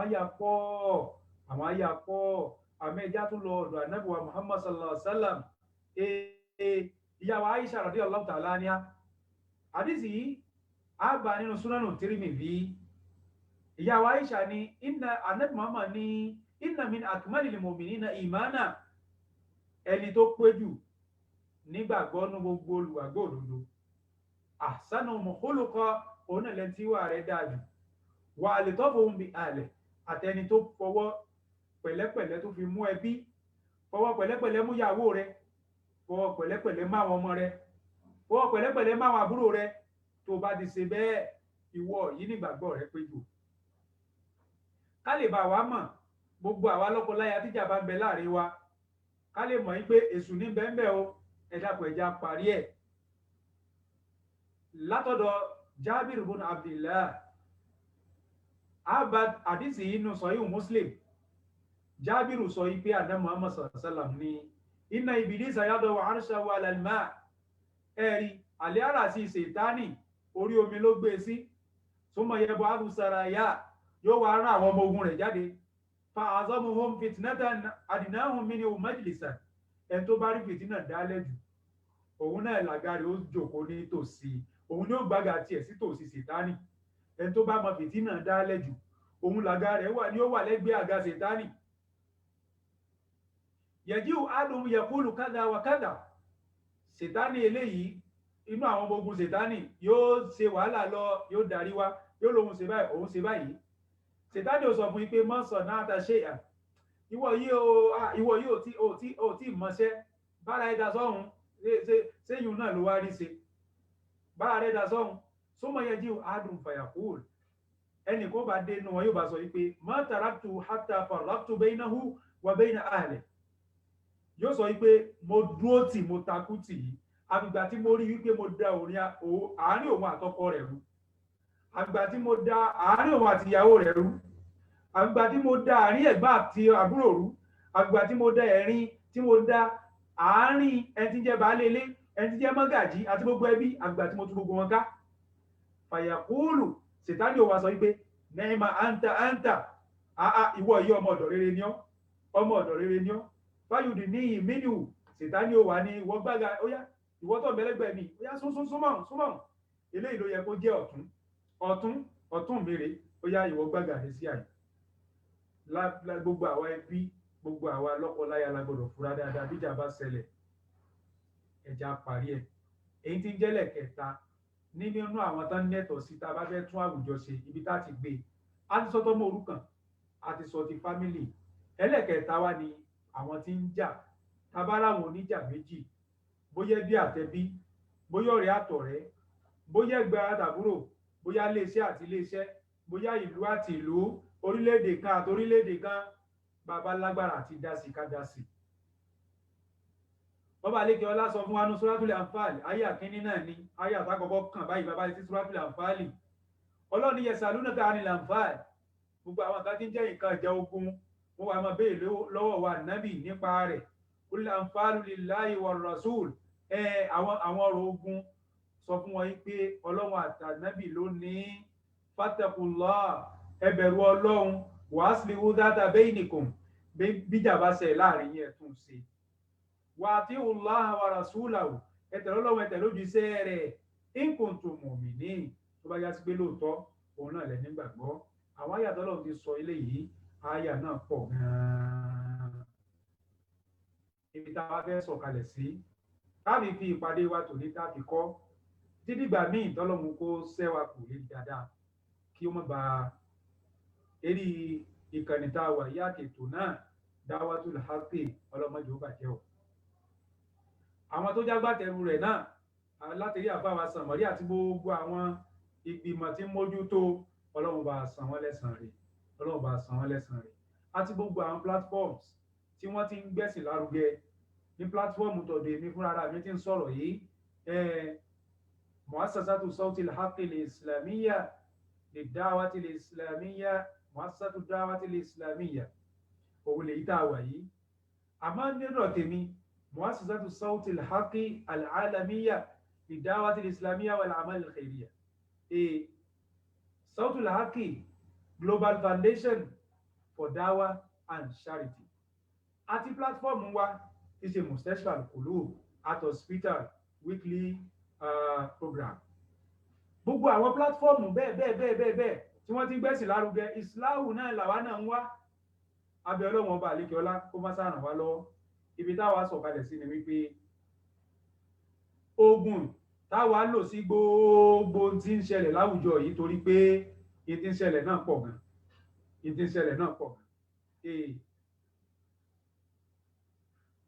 ogun tá lò sí òun náà ní bí irshadi li muslim ila manhajil khairi was sa'ada kájúwe ara wa sí ọ̀nà oríire ọ̀nà ọ̀la wọ̀lìbá anúróhìl islam wa haqiqati ká sì wádìí pé kí ní jẹ́ islam gan gbogbo ẹni bá fẹ́ jẹ́yàn rí tó sì fẹ́ túlù sí wádìí pé kí ní jẹ́ islam ẹni bá wódòdó ọ̀rọ̀ máa wádìí nǹkan ni ẹni tí ò bá wádìí nǹkan kò wódòdó ọ̀rọ̀ ìdájọ́ tó bá sì rí náà yóò mọ fún nǹkan ọ̀hún ibi tá ti mọ̀ bẹ́ẹ̀ a rí wípé àwa tá ń ṣe dáwà ọ̀dọ̀ wa gan láti kọ́kọ́ gbé ó yẹ kí dáwà wa tá ń ṣe yìí wàláhì ó yẹ kó níbi tá ti mọ̀ ṣèpàdé ó yẹ ká lólórí tí ó mọ̀ pàṣẹ ẹni tí ò bá kájú dáwà kí wọ́n pa ìsọ rẹ̀ dé wọ́n pa ṣọ́ọ̀bù ẹ̀ dé kí wọ́n close platform ẹ̀ kí wọ́n gbé kí wọ́n sú ẹ̀ wípé irú eléyìí ò yẹ lẹ́ni tí ó mọ̀ pèpè sẹ́sìn nítorí pé àwọn irinṣẹ́ kan wà tẹni tí ó mọ̀ ṣe dáwà gbọ́dọ̀ ní tí ò bá ti sí fún yàn ó mọ̀ pé wò sínú àwọn dùwátù gidi ń bà ló jẹ́ ni kò tún lù sí ọlọ́run sọ ọ́nù Suratu Nahli ayah 125 ud'u ila sabili rabbika ọlọ́run sọ fún sẹ́ńlá pé ọ̀rọ̀ tọ́lọ́run sọ fún sẹ́ńlá yìí gbogbo àwọn àfáà ló bá wí ẹni tí ò bá ti wá lu ọ̀rọ̀ tọ́lọ́run bá nábì sọ yìí kìí sàfáà kìí sọ olùpẹpẹ gidi kìí sì sẹni tí ń pèyàn sẹ́sìn o ud'u ila sabili rabbika bil hikma gbogbo àgọ́ èèyàn gbogbo ẹni tó gbọ́ tó fẹnu họra ọlọ́run ò ránṣẹ́ wal mau'izatil hasana ẹni tí ò mọ wá sí tó dáa ṣe tí ó mọ àwọn èèyàn pé pẹ̀lẹ́pẹ̀lẹ́ ọlọ́run ò ránṣẹ́ o wajadilhum billati hiya ahsanu tó bá di pé abẹ́ ṣe fàǹfà náà ẹni tí ó mọ̀ yẹn bá fa ọ̀rọ̀ pẹ̀lẹ́pẹ̀lẹ́ àbí kó fún ìyá láyà èèyàn àbí kó fún apàrí èèyàn àbí kó ṣépè fún yàn kó pe ní lélẹ́rí ibú kó sọ pé àtayé àtọ̀run èèyàn ò ní dá ọlọ́run ò ránṣẹ́ o inna rabbaka huwa a'lamu biman dalla an sabili ẹni tó sọnù kó lójú ọ̀nà ọlọ́run ló mọ̀ wa huwa a'lamu bil muhtadin ẹni tó sì mọ̀nà náà ọlọ́run ló mọ̀ o nítorí eléyìí olójà mọ̀ yìí pé nínú àyà alukur'ani yìí àyà tá a kà tán yìí al-adabul islamiyyatul muhimma tí gbogbo ẹni bá jẹ́ dáhìn tó gbọdọ̀ mú lọ́wọ́ ọlọ́run tó síbẹ̀ al-hikmatu al-maw'izatul hasana al-mujadalatu billati hiya ahsan eléyìí ni irinṣẹ́ tí gbogbo àwa dùn á tún gbọdọ̀ mú lọ́wọ́ eléyìí náà ni bàbá wa Sheikh Adam Abdullahi lórí lò tán fi láṣeyọrí tí wọ́n fi jẹ́sẹ̀ wọn tán fi lọ bàbá Sheikh Kamal eléyìí náà ni wọ́n lò bàbá Sheikh Yusuf Lágbàjì lò ó bàbá tèmi náà Sheikh Ahmad Rifai bàbá wa Abdulmajid Eleha bàbá wa Sheikh Alimi níjọba wo fi parẹ́ lù lọrin dì sí ká tó wá sọ lórí oko yányán bàbá wa Sheikh Uthman Bunfodi nílùú Sokoto Allahu Akbar ọlọ́mọ sábà kẹ́ gbogbo àwọn bàbá wọ̀nyí jama nínú àwọn tá a fẹ́ mú ẹnu bà òun náà ni wípé tá a bá fẹ́ táwùjọ ṣe ẹ dákun ẹjẹ́ á máa ran ara wa lọ́wọ́ gbogbo àwọn tá a jó lówó gbogbo àwọn tá a jó lọ́rọ̀ nítorí wípé la yakhfa máàlì min athari fi takaful ijtimai ìjọ fọwọ́sowọ́pọ̀ ìjọ rẹ̀ ẹni lọ́wọ́ kò sẹ́ owó òṣè fọwọ́rọ́ sẹ́yìn o bayna afradil mujtama gbogbo àwọn tá a wà nù jọ láàrin àwọn àfà owó òṣèrò sẹ́yìn òun náà ló ṣe fà tó kálukú fi ń wá òǹkálukú ń wá ẹ̀rí bá ti yọ mọ́tò fàrà ẹ̀rí bá ti ń kọ́lé fàrà ẹ̀rí bá ti ń ṣe ogbẹ̀ ó dáa dúpẹ́ fọlọ́hún àwùjọ àbá ń dùn sí náà ni àfi ká wà ní pẹ̀lẹ́ ó lè dára fún wa bí musa adẹ́ni tọ́lá bá tẹ̀lé ẹ̀yìn kára àwọn ọmọ akẹ́kọ̀ọ́ lọ́wọ́ òun làwùjọ owó fi dá o ẹ wo gbogbo àwọn tí ń kẹ́kọ̀ọ́ ọmọ tálíkà tí ò rówó léèwé sanwó school fees ìlú tá a wà ń bẹ ìlú Morocco ọlọ́run ò lákùnmọ́jẹ́lu yìí ó bàjẹ́ o ọlọ́mọjẹ́lu yìí ó dàrú o mọ́jọ́gun ó wọ̀ ìlú tá a wà yìí ó bẹ̀rẹ̀ láti rí ọba òfìdórí wàzírù làókọ́ àti gbogbo àwọn tí wọ́n ń fìlú láyà balẹ̀ ọlọ́run mọ́sàbá aró wọn lágbára mọ́ fà wọ́n lé àwọn ọ̀tá tó fẹ́ kí ìlú ó bàjẹ́ ọlọ́run fà lé wọn lọ́wọ́ ẹ̀kọ́ rọrùn lu ìfà àfẹ́ tó bá lóun kọ́ wọ́n gbé títí wọ́n gbé wá káwọn mọ́nú yàrá àfẹ́ tó bá sọ pé òun fẹ́ ya aláìmọ̀ kan lọ bọ́lọ̀ lókù wọ́n musa adati rọ́ọ̀gì bí iná fi zawaj tó gbogbo àwọn ọ̀dọ́ tó yàwó fẹ́ tí wọ́n sì lówó àmọ́ Nàìjíríà ìyàwó rọrùn púpọ̀ ìyàwó rọrùn ọlọ́mọdé ó nira ráwọn àfáà náà bí wọ́n ti ń káyàwó sílé bí à ń ka ẹ̀kọ́ àfọ́ oníyàwó mẹ́rin yóò tún ẹni tí ò tí ì dàgbà débì kan tó lóun ṣe istib dálù ìyá àfáà ìyọ̀kan ṣoṣo ọ̀dọ́ kùá kó mọ níyàwó mẹ́jọ ẹnìkan mọ níyàwó mẹ́wàá ẹnìkan mọ ní nǹkan kan kì í wá ṣe kó ń ṣẹ̀tọ́ ní tí ń ba àwùjọ jẹ́ náà ní pé bàbá kó gbọ́ àwọn ìyàwó ìjọ só lówó tó fi ń bọ́ wọn ẹni tí sì ń bímọ ńlẹ̀ bí ẹ̀dá Maulana Sheikh Daudu Alfanla hafizahumullah wa ra'ahum bàbá ní ìwọ tó ń kó ìyàwó pọ̀ lọ́dọọdún tó sì ń bímọ sí ilẹ̀ bí ẹ̀dá tó sì rọ́jú ṣẹ̀tọ́ rẹ̀ lórí aya tó sì tún ṣẹ̀tọ́ rẹ̀ lórí ọmọ gbogbo aya ní ń bọ̀ wá dọ̀tá rẹ̀ gbogbo ọmọ ní ń bọ̀ wá dọ̀tá rẹ̀ gbogbo ẹni tó kó ìyàwó jọ tí ò náwó lé wọn lérí tí ó sì tọ́jú wọn ẹni tó bímọ kalẹ̀ náà tó rán léèwé tó rán kankan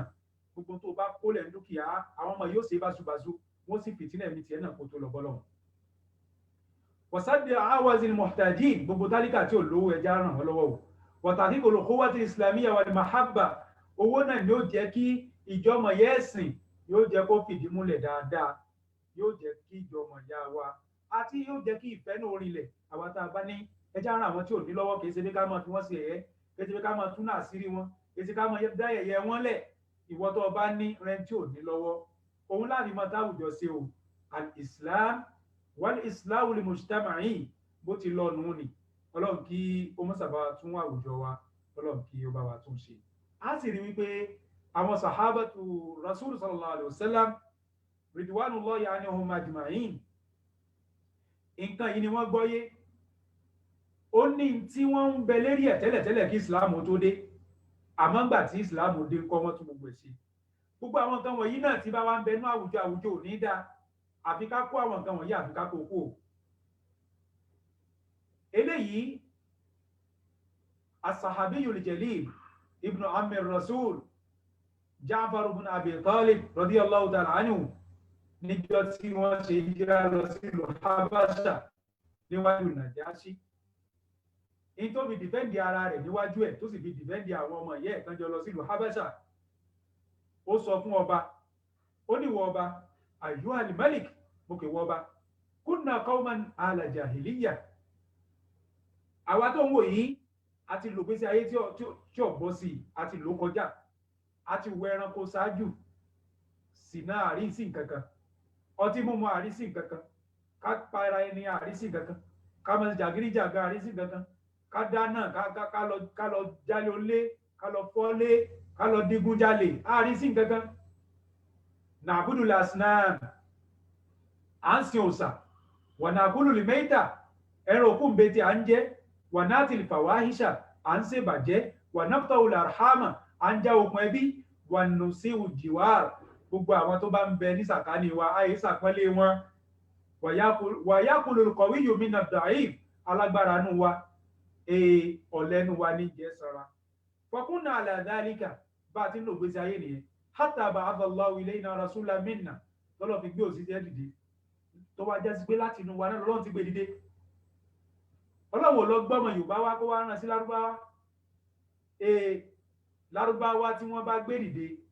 gẹ́gẹ́ bí àwọn al-mab'uthun àwọn ba'tha ilmiya tí wọ́n máa rán láti Asia àríwá sí Nàìjíríà ni ó wá tírèdì ọmọ Nàìjíríà nítorí pé òun lọ́lọ́run rán sọ́mọ Nàìjíríà ni tó bá gáì Saudi náà ti gbéyàn dìde tó wá Nàìjíríà náà àbọ̀ ọmọ Nàìjíríà náà ló lọ ọbẹ̀ ni ó lọ gba ẹ̀kọ́ tí wọ́n bá wá dé ọ wá pe làákàyè rẹ wálé pé ní tí wọ́n rù fún ọ láti Saudi yìí ǹjẹ́ environment rẹ ìjọ ṣe déédéé ẹ̀ ó wàá ṣẹ ní dédé tó ó bá àwùjọ rẹ mu tó fi ní bàlújẹ́ tó fi ní di fatan tó wà nú àwọn mùsùlùmí hatta ba'atha Allahu ilayna rasulan minna tọ́lọ̀ fi gbójú sẹ́rì dé sí wa na'rifu nasabahu wa sidqahu amẹ́bí tó ti jáde a sì mọ̀ pé lódodo èèyàn ni wa amanatahu ó lẹ́gbà fipamọ́ wa afafahu a sì mọ̀ pé kò nífẹ̀ẹ́ tí ń jẹ́ bàjẹ́ rárá fada'ana lillahi lil wahida ó pè wá wíká wá sí ọlọ́run lẹ́yọ̀ kan wa na'buda a sì wá sí ọlọ́run wa nakhala ma kunna na'budu gbogbo tá à ń ṣe tẹ́lẹ̀ ká dà á lẹ̀ Allahu Akbar gbogbo àwọn nǹkan wọ̀nyí gbogbo àwọn tá a bá jẹ́ mùsùlùmí òdodo eléyìí náà ló yẹ káwa náà kí a ṣe kíni yìí òun ló yẹ ká dì mú so eléyìí náà ni a ní fúnra wa ní òní tí a fi mọ pàtàkì wípé n ti ń jẹ́ al-islahu lil-mujtama'i a lè sọ tán lórí ìjókòó ẹ̀yọ̀ kan ṣoṣo kúrò àti bá yá sí pé òun ni Da'watul Haqq fẹ́ máa rán lórí pílátífọ́ọ̀mù wọ̀nyí ẹ́písòdù ńláńlá ni tí wọ́n mọ ná lọ mílíọ̀nù nítorí pé n tó rọ̀ mọ́ n tó tóbi púpọ̀ ni ẹnu wọn bá ń tí àsìkò gbà wá tí a rí wí báyìí ní ìsìn ọlọ́run kí ó mọ́ sáàgbà lẹ́sìn fún wa ọlọ́run kí ó má dojú tì wá bàbá fẹ́ káwùjọ ó dáa ká fi jálẹ̀ bàbá fẹ́ káwùjọ ó dáa ká fàbò sílẹ̀ bàbá fẹ́ káwùjọ ó dáa ká fi tẹ̀bẹ̀lẹ̀ kúnlẹ̀ ká fi ọ̀tẹ̀ lẹ̀ ká lọ sínú Suratul Nahli ọ̀rọ̀ Ọlọ́run sọ ń bẹ̀ ní gbogbo jímọ̀jímọ̀ là ń gbọ́ ẹ̀já lò ó inna Allaha ya'muru bil adli inna Allaha ya'murukum bil adli wal ihsan Ọlọ́run bá pa á láṣẹ ká máa ṣe déédéé ká máa ṣe dáadáa wa ita'i dhil qurba gbogbo ẹni tó súnmọ́ wa ká ṣe dáadáa sí wọn tá a bá ti ṣe mẹ́tẹ̀ẹ̀ta yá tún àwùjọ sí wa yanha 'anil fahsha Ọlọ́run kọ̀ fún wa bí ìbàjẹ́ wal munkar gbogbo tí Ọlọ́run kọ̀ tọ́kàn kọ̀ táwa náà kọ̀ tí wọ́n ṣe fún wa tí wọ́n ò ní dùn sí Ọlọ́run ní a máa ṣe wal baghi a gbọ́dọ̀ wá kọjá àlà, a gbọ́dọ̀ jẹ ìbàjẹ́, ká jẹ owó olówó ń jẹkújẹ. Gbogbo ẹ̀yin olórí wa Nàìjíríà, látẹ̀rí pírẹ́sidẹ́ǹtì wa, nítorí àwọn sínétọ̀, àwọn mínísítà, àwọn oríṣiríṣi gbogbo kò tá a dìbò Nàìjíríà, ẹ dákun torí Ọlọ́run. Abẹ̀yìn ni ọba tó gbé yín dépò yẹ yín tẹ́jọ́ dùpọ̀, kọ́lọ́run tó gbẹ̀yìn síbẹ̀, ẹ bá wa tún ṣe ẹ má bàjẹ́ o. Eléyìí náà ni a sẹ̀nu dédé sí bí báyìí fún tòní lórí ètò Da'watul Haqqi Foundation. Afáwa tí ọ pè wá wá sóríire, a ṣàdúà fún yín, Ọlọ́run kó mọ́sà bá wa dúpẹ́ fún yín o. Ọlọ́run kí ó bá wa ṣàpọ́nlé ẹ̀yin náà, Ọlọ́run má kàn yín lábùkù láéláé. Afáwa Abdulkareem Abdulsalam Samari Aknanas tó a ṣàdúà fún yín àti gbogbo Da'watul Haqqi Foundation lápapọ̀. Àwa tàtàrà tí yín a ṣàdúà fún gbogbo ìlú Ìbàdàn, mo ṣàdúà fún gbogbo ìlú Ìlọrin, mo ṣàdúà fún gbogbo ìlú Èkó àti gbogbo ìlú ayé tí mùsùlùmí wà, àti ìlú Morocco tá a wà yín náà lọ́mọdé ó bàjẹ́, Nàìjíríà náà lọ́mọdé ó bàjẹ́ o. Eléyìí náà ni a ní fúnra wa lénìí. Tọ́pìkì wa náà ni al-Islam wal-Islahu lil-mujtama'i. Ẹnu wọn bá ń tí Ọlọ́run ní kí ipá wa ó ká, òun náà ni a sọ yìí. Gbogbo ẹ̀yin àfáà wa, gbogbo ẹ̀yin onímímọ̀, gbogbo ẹ̀yin olóye tí ẹ wà pẹ̀lú wa, tí ẹ ń tẹ̀lé wa lórí ètò náà, ibi tó bá kù sí tó bá ti lágbàá mọ́ rèé o, nítorí pé lillahi kamal. Ọlọ́run kí ó mọ́ sàgbà lẹ́sìn fún wa, kó mọ̀ sí eléyìí ní àwí mọ́ fún wa, kó mọ̀ sí ní àgbọmọ fún ẹ̀yin náà. A mọ̀ bẹ dáadáa, ẹ̀yin náà ó sì mọ̀ bẹ dáadáa. Akhukum fillah Ibrahim Wazir Salihin Ìṣọ̀lá Ahmed Rufai. Astaudiukumullah alladhi la tadi'u wada'i'uhu. ربنا هب لنا من أزواجنا وذرياتنا قرة أعين واجعلنا للمتقين إماما. ربنا ظلمنا أنفسنا وإن لم تغفر لنا وترحمنا لنكونن من الخاسرين. ربنا إنك جامع الناس ليوم لا ريب فيه إن الله لا يخلف الميعاد.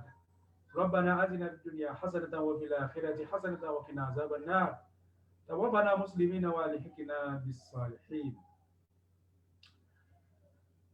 Mo ṣàdúrà fún bàbá Mudirul Markaz àti gbogbo àbùnáwò Sheikh wa banatuhu àti gbogbo àwọn ẹni Ọlọ́run tí wọ́n gbé sí Ọlọ́run dání ní gbogbo orígun mẹ́rẹ̀ẹ̀rin ayé. Ọlọ́run fi yín lẹ̀ o, Ọlọ́run padà lẹ́yìn yín. Mo ṣàdúrà fún àfáà mi Olùrẹ̀mí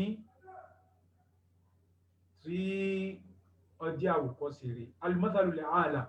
fún gbogbo ẹni bá fẹ́ sórí ayàtọ̀. Maulana Sheikh Daud Alfanla Abdulmajid Eleha, Ọlọ́run jẹ́ ráfà mi pẹ́, Ọlọ́run má fi wọ́n lẹ̀, Ọlọ́run má dojú tì wọ́n o. Àlùbáríkà wọn náà òun lẹ́bẹ̀lẹ́ fi pè wá wá bí, kìí ṣe mọ́ wa ló dé bẹ́ẹ̀, kìí ṣe pé a mọ̀ sọ, àmọ́ ẹni àwa tọ́ kéwú tá a gbọ́ lẹ́nu bàbá wa Alfanla ni. Ọlọ́run kí ó mọ́ sábà wà ló ti bàbá wa Alfanla. Allahu ya kafi, Allahu ya shafi, Allah yusallimuna, Allah yuafina. Ya Rabbi zatakafi fakifi murshidana min sharri dhi sharri aw balwa murabina. Ya man shafa kulla marido anta ya shafi fashfi daudana alfan laraina wa'afi rabbana anta al-mu'afi dhawil amradi wal muditorina mu'afina. يا دافع دفاعا عن شيخ داودنا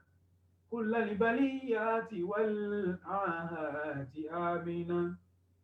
أنت السلام فسلم عبدك الفلا ليرشد الناس إيمانا وتامنا. ثبت برجليه أمنا ثم عافية بطول عمر وإحسان لمسلمين كما وهبت لذي القرنين من سبب في كل خطوته مكنه تمكينا. وانصر جماعته وارفع هيبته وقي تلاميذه خزيا وتحزينا. وبسط له رزقا وارحم من تقدمه أبا وأما وشيخا ذاك يكفينا أبا وأما وشيخا ذاك يكفينا سبحان ربك رب العزة عما يصفون وسلام على المرسلين والحمد لله رب العالمين والسلام عليكم ورحمة الله تعالى وبركاته.